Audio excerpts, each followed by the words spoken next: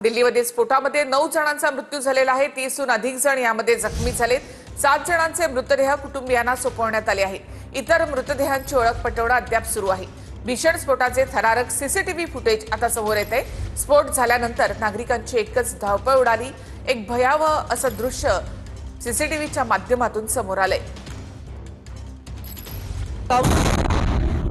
दिल्लीतील स्फोटाची थरारक दृश्य सीसीटीव्हीत कैद झाली आहेत।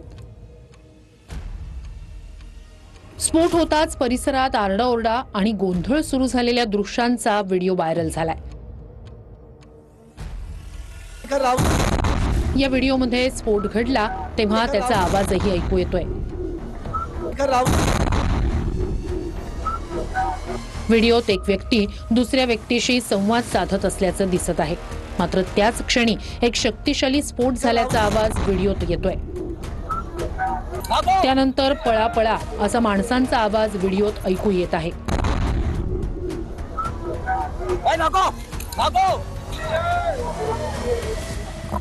स्फोटानंतर घटनास्थळी झालेला गोंधळ दिसतोय।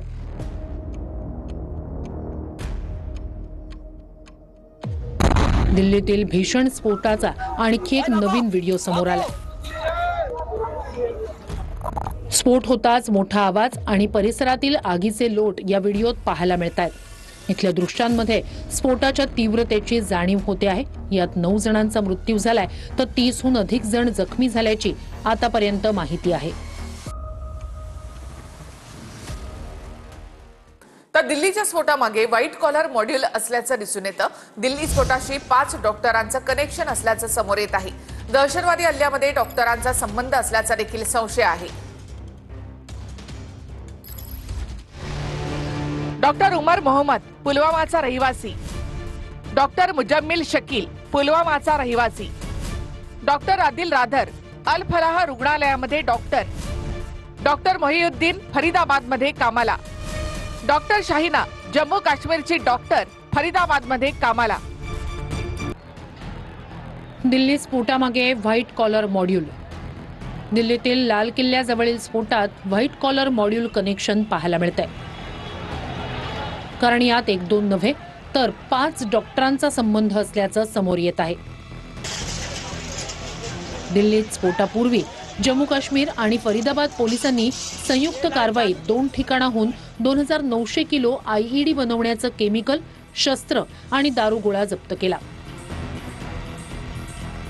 ही कारवाई जैश ए मोहम्मद आणि अन्सार गजवात उल हिंद या दहशतवादी संघटनांशी संबंधित आंतरराज्य नेटवर्कचा छडा लावण्यासाठी झाली। तपास यंत्रणांची कारवाई आणि दिल्ली स्फोट याचा थेट संबंध आहे।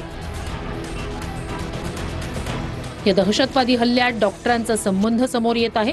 प्रत्येक पुरावा कुठल्या ना कुठल्या डॉक्टरशी जोडला जात आहे। डॉक्टर उमर मोहम्मद, स्फोटातील I-20 कार पुलवामातील डॉक्टर उमरच्या नावावर आहे। स्फोटावेळी तो कारमध्येच होता। डॉक्टर आदिल अहमद, जम्मू काश्मीर पोलिसांनी अनंतनाग इथे डॉक्टर आदिल अहमद राठरला अटक केली। तो अनंतनाग मेडिकल कॉलेजमध्ये डॉक्टर होता। त्याच्या लॉकरमधून AK-47 रायफल सापडली। त्याचा जैश आणि अन्सार गजवात उल हिंदशी संबंध आढळला।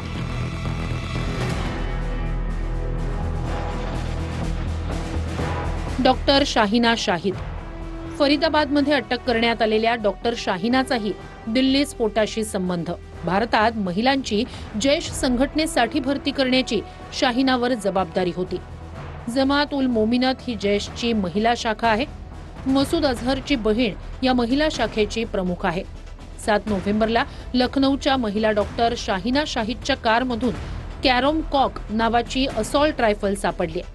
महिला डॉक्टर शाहिना शाहिद फरीदाबादच्या अल फलाह युनिव्हर्सिटीत कार्यरत आहे।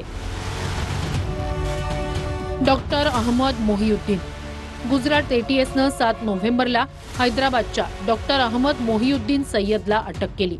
त्यानं चीनमध्ये शिक्षण घेतलेलं आहे आणि रिसिन नावाचं विषारी रसायन तो तयार करत होता। त्याने दिल्लीच्या आझादपूर मंडी, अहमदाबादच्या नरोडा फ्रूट मार्केट आणि लखनौच्या RSS कार्यालयाची रेकी केली होती। डॉक्टर मुझम्मिल शकील 10 नोव्हेंबरला फरीदाबादमधून काश्मीरचा डॉक्टर मुझम्मिल शकील याला अटक झाली. तो अल फलाह युनिव्हर्सिटीत शिकवत होता. त्याच्याकडून 360 किलो अमोनियम नायट्रेट आणि 2563 किलो स्फोटकं जप्त केली. त्याचा जैशशी संबंध आहे आणि तो श्रीनगरमध्ये दहशतवादी पोस्टर लावण्यात सामील होता. तर षडयंत्र रचणाऱ्यांना आम्ही सोडणार नाही असं पंतप्रधान मोदींनी म्हटले. दोषींना कठोर शिक्षा देणार, आम्ही सुरक्षा यंत्रणेच्या संपर्कात आहोत असं पंतप्रधान मोदींनी म्हटले. दिल्ली स्फोट प्रकरणावर पंतप्रधान मोदी यांनी भूतानमधून इशारा दिलाय. पूरा देश उनके साथ खड़ा है. मैं कल रात भर इस घटना की जांच में जुटी सभी एजेंसियों के साथ, सभी महत्वपूर्ण लोगों के साथ संपर्क में था. हमारी एजेंसियां इस षड्यंत्र की तह तक जाएगी. इसके पीछे के षड्यंत्रकारियों को बख्शा नहीं जाएगा. I extend my heartfelt condolences to all those who lost their lives in the tragic incident that occurred in Delhi yesterday. I pray to God to grant strength and solace to the bereaved families in this hour of deep grief. From this platform, I wish to assure my citizens that the country's leading investigative agencies are conducting a swift and thorough inquiry into the incident. The findings of the investigation will soon be made public. I want to formally assure the nation that those responsible for this tragedy will be brought to the justice and will not be spared under any circumstances.